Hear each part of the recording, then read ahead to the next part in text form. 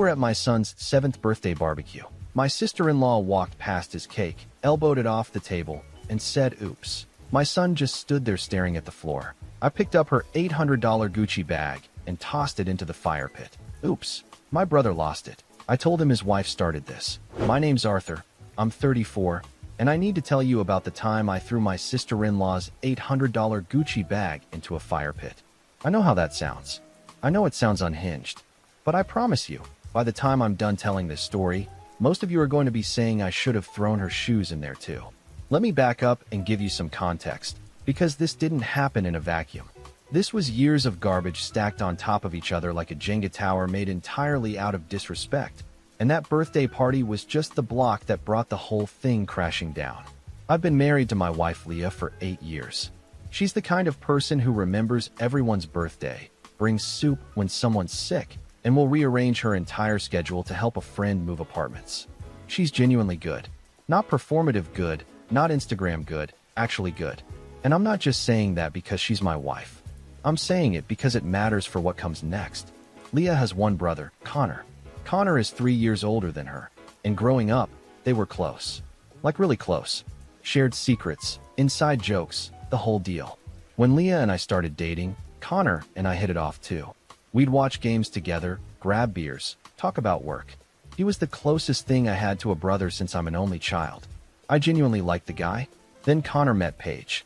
Paige came into the picture about 5 years ago, and I want to be fair here. I really do. I tried to like her. Leah tried to like her. My parents-in-law, Greg and Diane, tried to like her. We all tried. But Paige made it really, really difficult. She's one of those people who has to be the center of every room she walks into. And if she's not, she'll find a way to make herself the center, usually by making someone else feel small. She'd make little comments about Leah's cooking when we'd host dinners. She'd show up to family events overdressed, and then make remarks about how everyone else looked comfortable. She once told Diane that her living room looked like it was decorated by someone who watches a lot of HGTV, but doesn't quite get it. To her mother-in-law. At Thanksgiving. But here's the thing about Paige, and this is what made her so hard to deal with. She never did anything big enough to call out directly. It was all subtle, all deniable. If you confronted her, she'd hit you with the wide eyes and the, "Oh my gosh, I didn't mean it like that. You're being so sensitive." She was a surgeon with a scalpel, not a lumberjack with an axe. Death by 1,000 cuts. Connor, for his part, was completely blind to it. Or maybe he wasn't blind. Maybe he just didn't want to see it because Paige is, and I'll give her this, objectively attractive. She looks like she stepped out of a magazine ad for something expensive and unnecessary, like a watch that costs more than a car. And Connor, who had always been a little insecure about dating, treated her like she was doing him a favor by being with him. He never pushed back on anything she said or did. Not once. Leah started pulling away from Connor about 3 years in. Not dramatically. She just stopped calling as much, stopped suggesting double dates, stopped going out of her way to include Paige. And every time she pulled back, Paige would somehow find a way to make that Leah's problem. "I just feel like Leah doesn't like me," she'd say to Connor, who would then call Leah and guilt-trip her about not trying hard enough. It was this exhausting cycle. Now let me tell you about my son, because he's the real center of this story. Our boy, Miles, turned 7 last June. Miles is the kind of kid who makes you believe the world might actually turn out okay. He's sweet, he's funny, he's obsessed with dinosaurs and building things out of cardboard boxes. He once spent an entire Saturday constructing what he called a velociraptor habitat out of Amazon boxes and duct tape, and honestly, it was more architecturally sound than some apartments I've rented. Miles is also sensitive. Not in a bad way. He just feels things deeply. If another kid is crying on the playground, Miles is the one who walks over and sits next to them. If someone raises their voice, he goes quiet and kind of retreats into himself. He's got a big heart, and that big heart means he gets hurt easily. Paige also had this thing where she'd buy expensive stuff and then talk about it constantly like she was a walking advertisement. Her sunglasses were Prada. Her phone case was Burberry. Her water bottle was probably some designer brand I'd never heard of that cost more than my first car payment.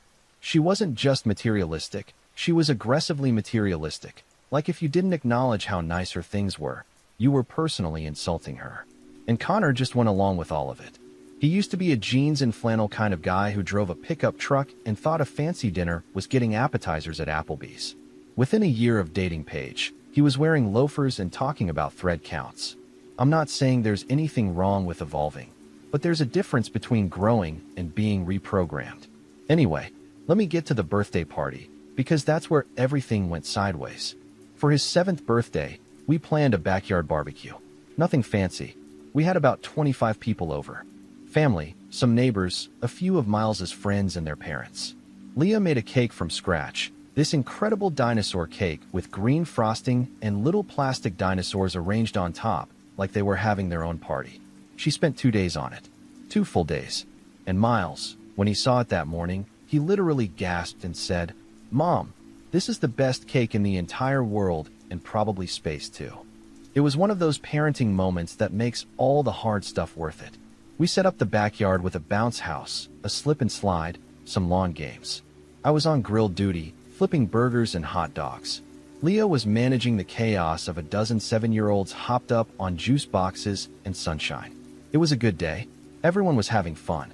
Connor and Paige showed up about 45 minutes late, which was standard for them.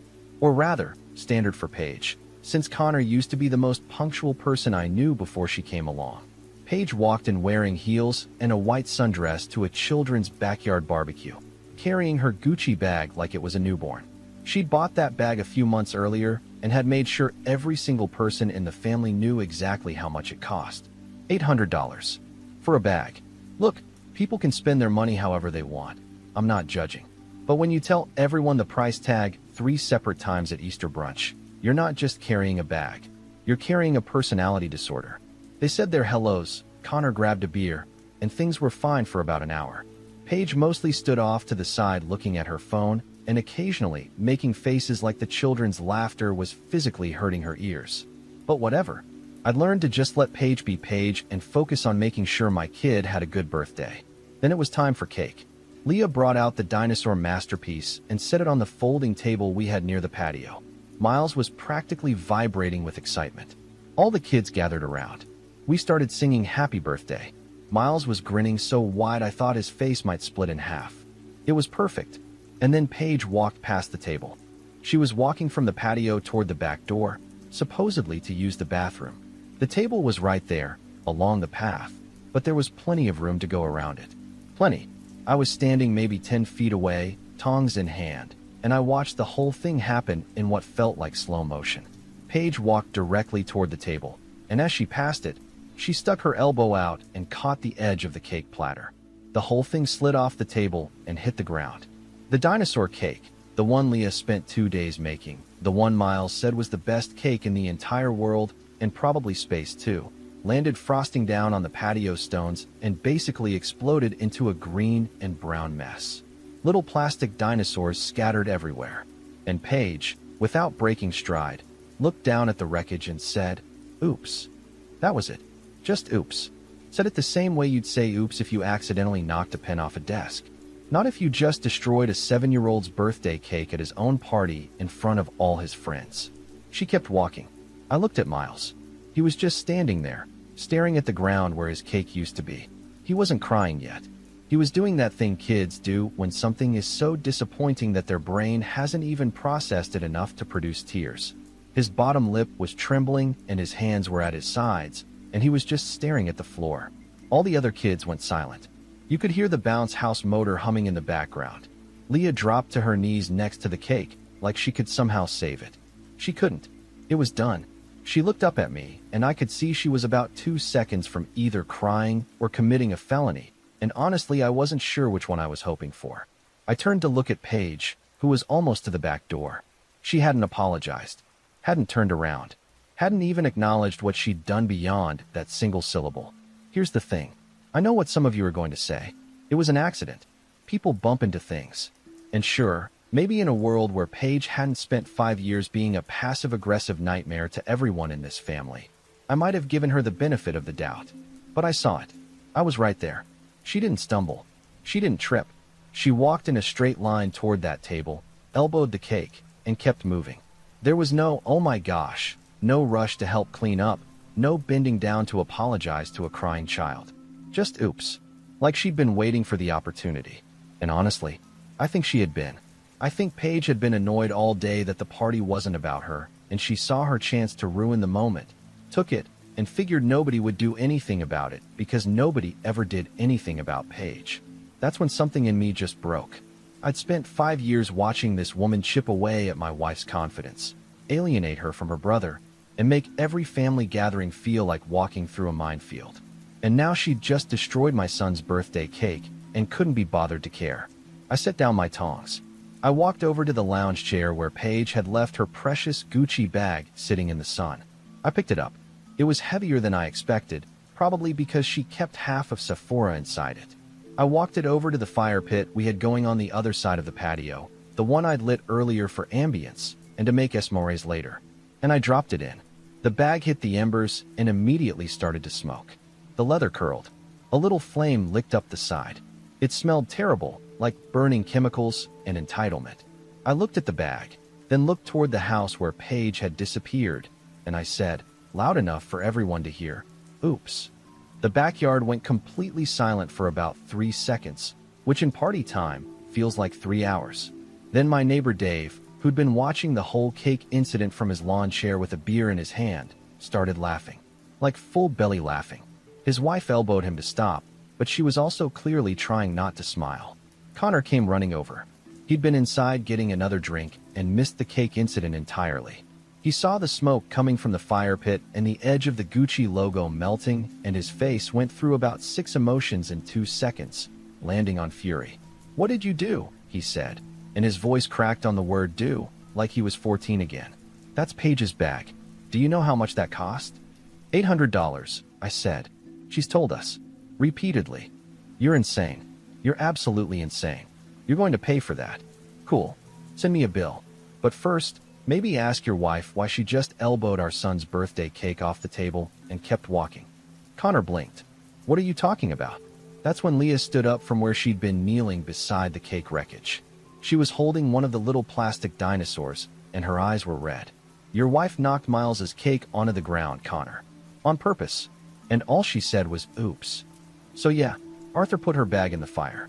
And honestly, I wish he'd thrown her sunglasses in there too."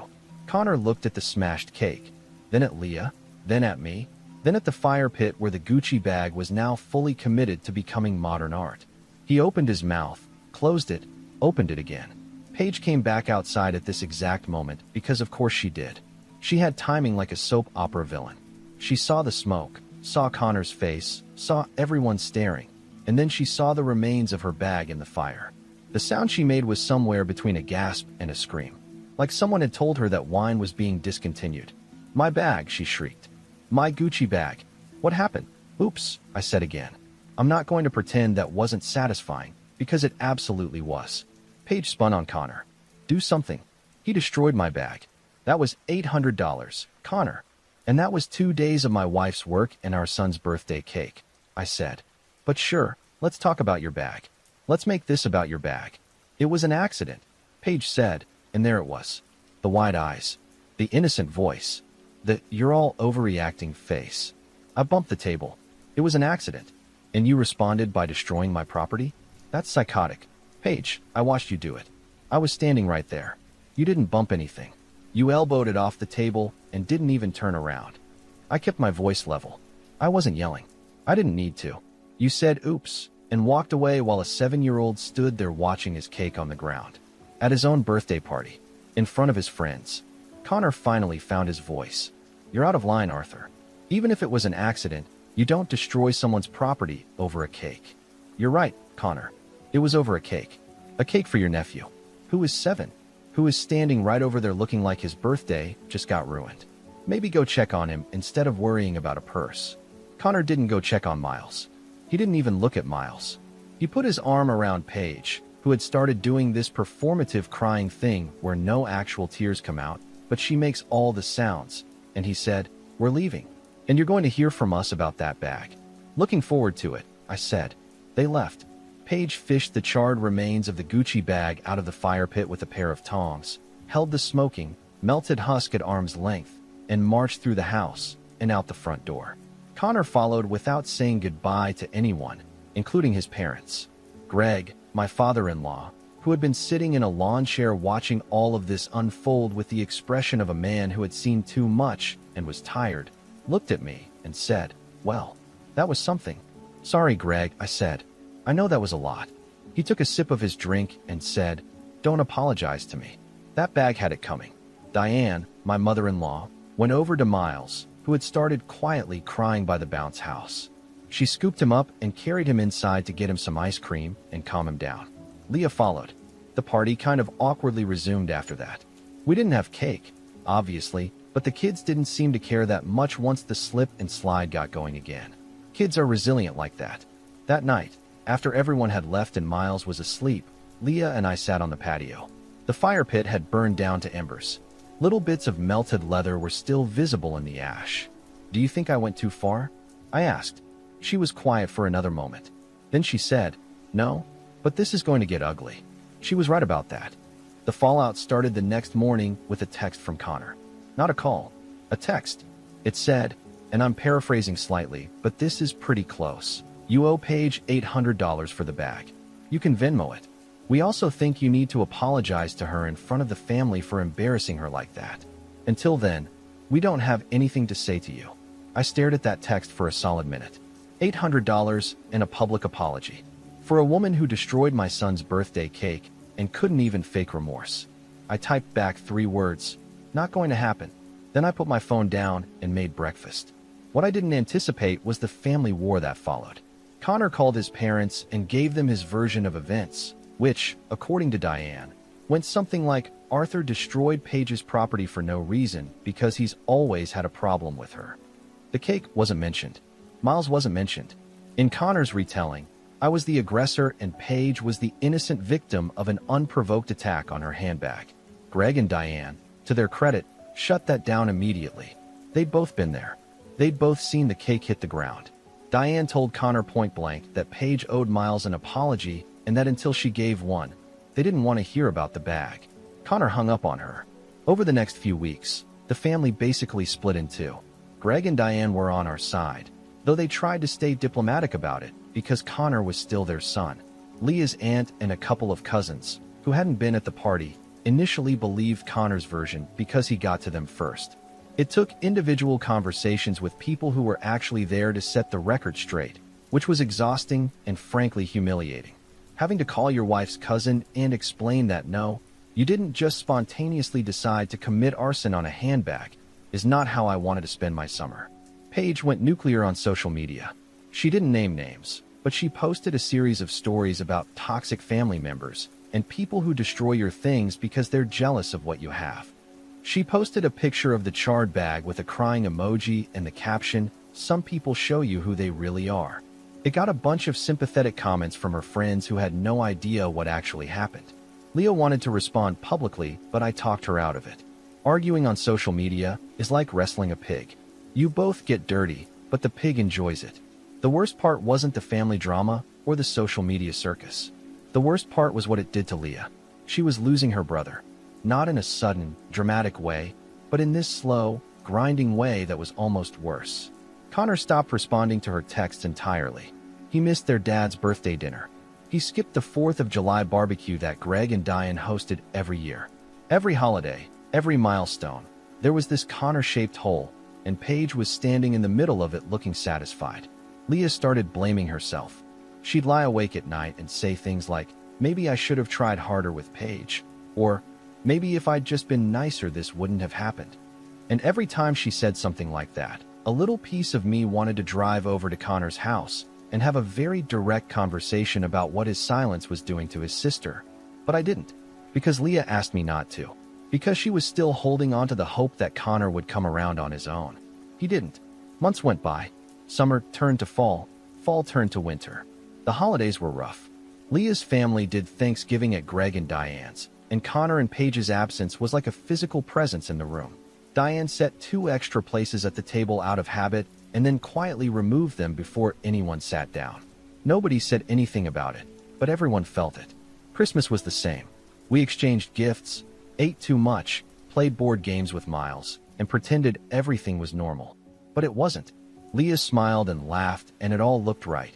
But at night, she'd go quiet in that way that told me she was carrying something heavy. I started to wonder if I'd made a mistake. Not because Paige didn't deserve it. She absolutely did. But because the consequences weren't landing on Paige. They were landing on Leah, on Diane, on Greg, on Miles, who kept asking why Uncle Connor never came over anymore. I'd aimed at Paige and hit everyone around her, and that sat with me in a way I wasn't comfortable with. But here's what I didn't know. While I was beating myself up about collateral damage, things on Connor's end were falling apart in ways I couldn't have predicted. I found out later, through Diane, who got bits and pieces from Connor's friend Travis, that Paige's behavior wasn't limited to our family. She'd been pulling the same moves in other parts of Connor's life. She'd alienated most of his friend group with her condescending comments and her need to one-up everyone. Travis told Diane that the guys had basically stopped inviting Connor to things because it wasn't worth dealing with Paige. Paige had also started spending money like it was a competitive sport. The Gucci bag, it turned out, was just the opening act.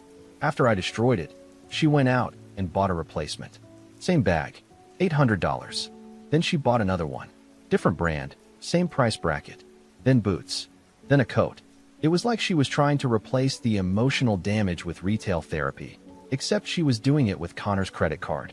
Connor, who worked as a regional sales manager and did fine for himself, but was not exactly rolling in luxury money, started to quietly drown in credit card debt.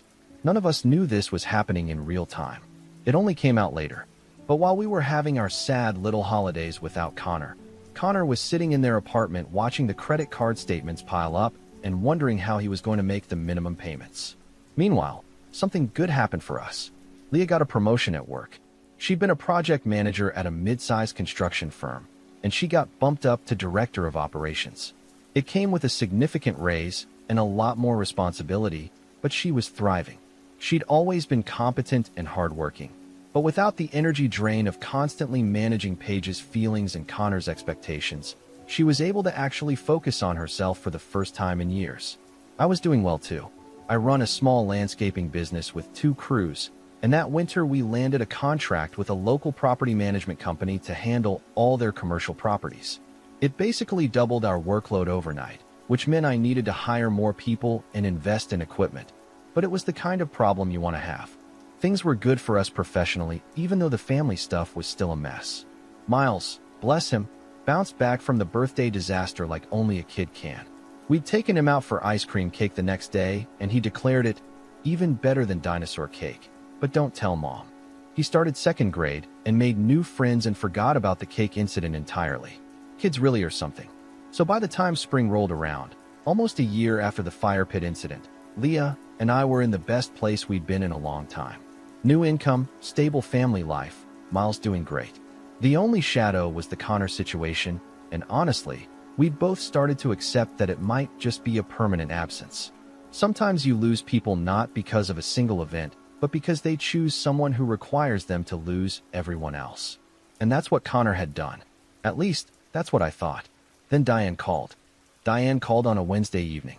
Leah was putting Miles to bed, and I was cleaning up the kitchen when my phone lit up with her name. I almost didn't answer because Diane's Wednesday calls were usually about logistics. What should she bring to the weekend cookout? Did Miles have any new food allergies? That kind of thing. But something about the timing felt off. It was later than she usually called. I picked up and she said, "Arthur, Connor showed up here tonight. Alone. He's in the guest room and he looks terrible." I leaned against the counter. What happened?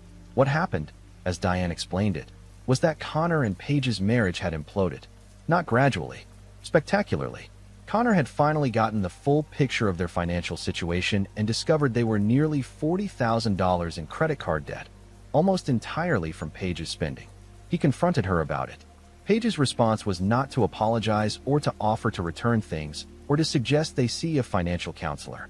Paige's response was to tell Connor that if he made more money, her spending wouldn't be a problem, and that maybe if he were more ambitious instead of settling for a regional sales job, they wouldn't be in this situation. Connor, who had spent years absorbing every punch Paige threw because he was so grateful someone that attractive wanted to be with him, apparently looked at her, and something finally clicked. Like a computer that had been frozen for years suddenly rebooting. He told her that her spending was out of control. She told him he was being controlling. He He said he wanted her to return the stuff she hadn't used yet. She said he was trying to punish her. He said they needed couples counseling. She said there was nothing wrong with their marriage and that the only problem was him. Then, and this is the part that apparently broke the camel's back, Connor found out that Paige had taken out a credit card in his name without his knowledge. She'd maxed it out. Another $12,000. When he confronted her about that, she didn't even deny it. She just said, "You wouldn't give me your card anymore. So what was I supposed to do?" Connor packed a bag and drove to his parents' house. I listened to all of this, and I'll be honest, I felt a complicated mix of emotions. There was satisfaction, sure. I'm human. The woman who destroyed my kid's birthday cake and turned my family upside down was finally facing consequences. But there was also this heavy sadness because Connor was hurting, and despite everything, I remembered the guy who used to come over for game day and make Miles laugh by doing terrible dinosaur impressions. Leah came downstairs while I was still processing, and I told her everything. She sat at the kitchen table and didn't say anything for a long time. Then she said, "I want to go see him." "Right now?" "Tomorrow. I want to go see my brother." She went the next afternoon. I stayed home with Miles. When she came back 3 hours later, she looked like she'd been crying, but also like something heavy had been lifted. She said Connor cried. Actually cried. He told her he was sorry for cutting her off. He said he'd been so deep in Paige's version of reality that he couldn't see what was happening to his other relationships. He said he knew the cake thing wasn't an accident and he'd known it at the time. But admitting that meant admitting his wife was the kind of person who would ruin a child's birthday party on purpose, and he hadn't been ready to face that. He also said he was sorry about the bag situation. Not about the bag itself, because frankly by that point he couldn't care less about the bag, but about how he'd handled it. He said he should have checked on Miles instead of defending Paige. He said he should have called the next day and apologized. He said a lot of things he should have said a year ago. Leah asked him why. Why did he let Paige treat people that way for so long? Why did he choose her over everyone? Connor said something that stuck with me when Leah told me about it later. He said, "Because she told me everyone else was the problem, and I wanted to believe her. Because if everyone else was the problem, then I'd pick the right person. And if I hadn't picked the right person, then I wasted 5 years of my life, and I was the idiot." Man, I've sat with that sentence for a while. It's brutally honest, and I think a lot of people can relate to it even if they don't want to admit it. Sometimes we defend the wrong people not because we believe they're right, but because admitting they're wrong means admitting we were wrong too. And that's a hard pill. Over the next few weeks, Connor started getting his life together. He moved into a one-bedroom apartment closer to his parents' place. He hired a divorce lawyer, a sharp woman named Alexis who Diane found through a friend.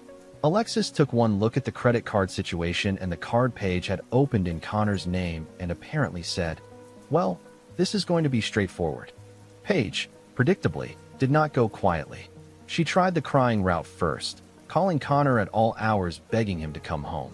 When that didn't work, she switched to anger, texting him that he'd regret this and that no one else would ever want him.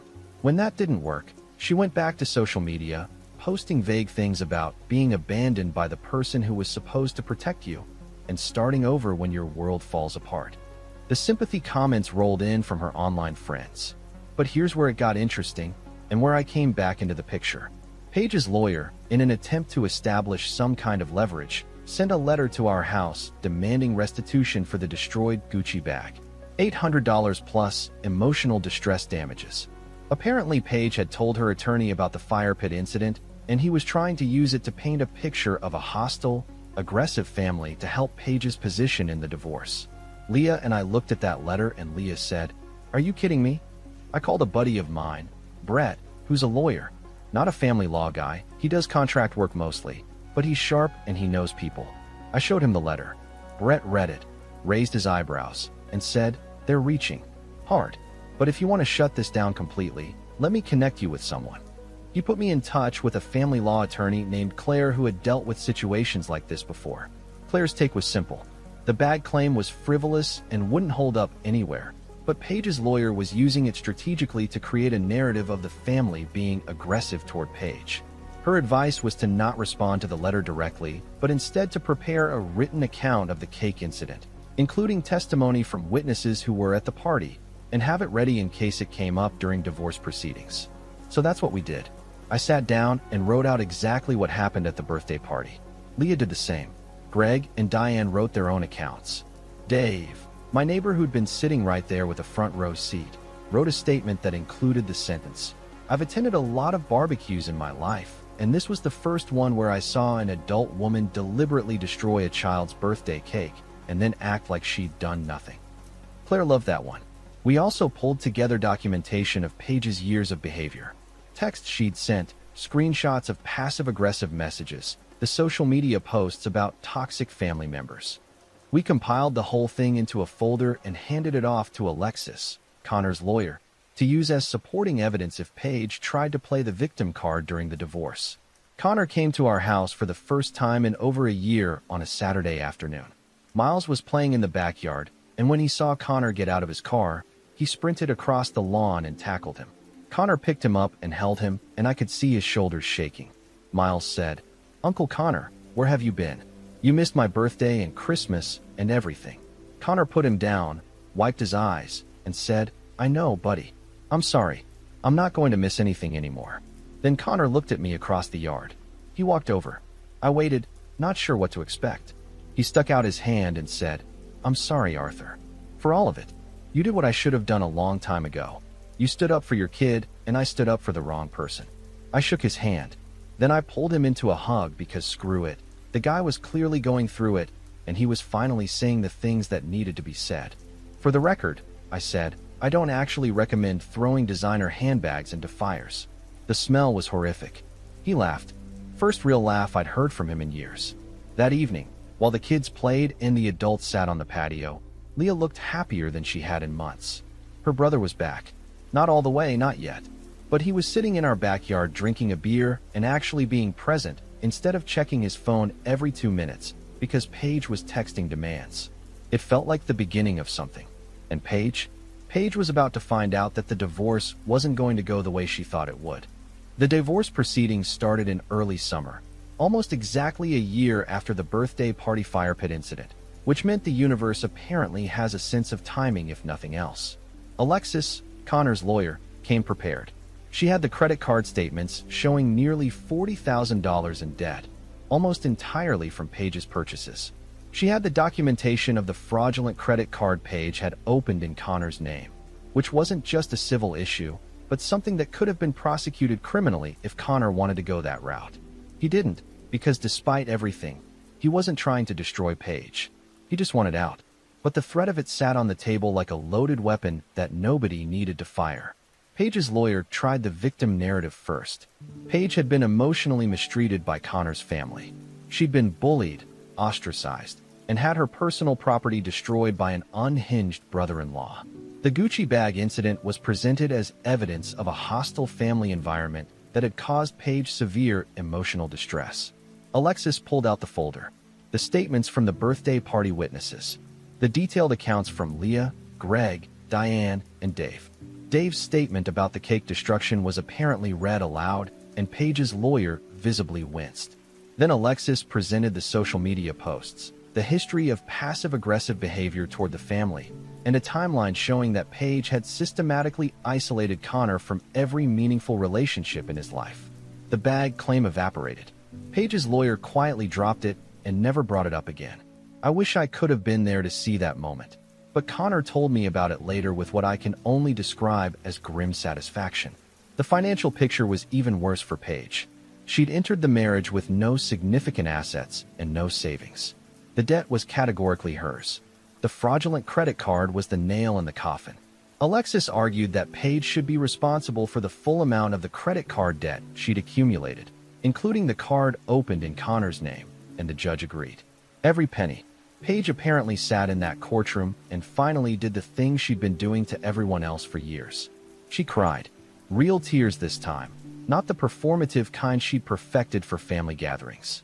Her lawyer tried to argue that Paige had been a supportive spouse who contributed to the household in non-financial ways, but even he seemed to know it wasn't landing. It's hard to argue that someone was a supportive partner when there's documented evidence of them telling their spouse he'd be more successful if he tried harder, while secretly running up $12,000 on a credit card she opened in his name. The divorce was finalized about 4 months after it started, which is fast. Connor walked away with his apartment, his car, his job, and a credit score that was going to need some serious rehabilitation. Paige walked away with a pile of designer merchandise and roughly $52,000 in debt that was now entirely in her name. There's an irony here that I want to point out because I think it's important. The woman who paraded an $800 handbag around like it was the crown jewels, who defined herself by the expensive things she owned, who made everyone around her feel inferior because she had nicer stuff, ended up drowning in the cost of all that stuff. She'd built her entire identity around having things, and those things consumed her. You can't write this. Well, apparently you can, because here we are. After the divorce was final, Connor came over for dinner. It was just us, Leah, Miles, and Connor sitting around our kitchen table eating pasta like normal people. No drama, no tension, no one checking their phone for angry texts. Miles insisted Connor sit next to him and spent the entire meal explaining in exhaustive detail why Spinosaurus was actually cooler than Tyrannosaurus rex, which is apparently a hot-button issue in the second-grade dinosaur community. At one point during dinner, Connor looked at me and said, "I need to ask you something." "Go ahead." "When you threw the bag in the fire, were you scared?" I thought about it. No, I wasn't. I was tired. I was tired of watching my family walk on eggshells around someone who didn't deserve that consideration. I was tired of watching my wife lose sleep over someone else's bad behavior. And I was really tired of watching my kid stand there staring at his ruined cake while the person who did it walked away without a care. So no, I wasn't scared. I was done. Connor nodded slowly. "I should have been done a long time before you." "Yeah, you should have. But you got there. Better late than never, right? Your lawyer would probably say the timing cost you about $40,000, but sure, better late than never." He laughed. Then he got serious. "Arthur, I owe you an apology. Not just for the party stuff. For everything. For letting Paige treat Leah the way she did. For pulling away from Mom and Dad. For missing Miles' stuff. I was so busy protecting someone who didn't deserve protecting that I forgot to show up for the people who actually mattered." Leah reached over and squeezed his hand. "You're showing up now. That's what counts. It's been about 6 months since the divorce was finalized, and I'm happy to report that things are good. Really good. Connor is doing better than I've seen him in years. He got a promotion at work, which he credits to actually being able to focus now that he's not spending every evening managing Paige's emotional needs and financial disasters. He comes over for dinner once a week. He takes Miles to the park on Saturdays sometimes. He and Greg have been doing this father-son fishing thing that they used to do when Connor was a kid, and according to Diane, Greg lights up every time they plan a trip. Connor's also going to therapy, which he volunteered for on his own. He said he wanted to understand why he'd tolerated Paige's behavior for so long and how to make sure he didn't end up in that kind of dynamic again. I respect the hell out of that. It takes a certain kind of courage to look at yourself that honestly. Leah has her brother back, and it shows. She laughs more. She sleeps better. She stopped carrying the weight of their broken relationship and started putting that energy into her own life. Her career is on fire, Miles is thriving in school, and our family feels whole in a way it hasn't in a long time. As for Paige, I don't keep tabs on her, but Diane hears things through the family grapevine. Apparently, she moved in with a friend after the divorce and got a job at a real estate office doing admin work. I hope she's learning something from all of this, but honestly, that's not my concern. My concern is the people sitting at my kitchen table, and they're all exactly where they should be. Miles turned 8 a couple of months ago. Leah made another dinosaur cake, even bigger and better than the first one. Triceratops this time, with a fondant volcano in the corner that had little candy lava pieces flowing down the side.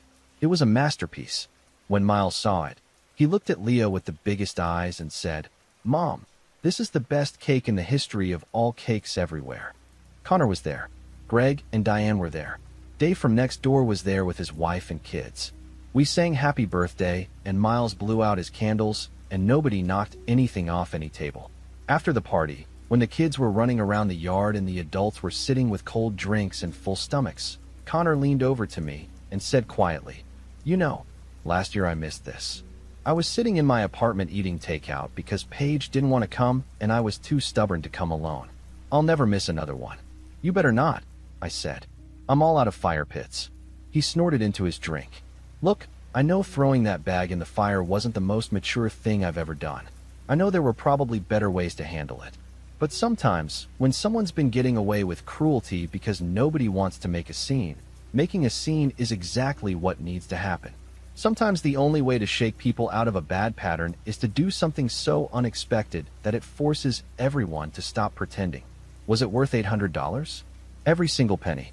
Would I do it again? In a heartbeat. And if Paige ever reads this, I've got one thing to say to her. Oops.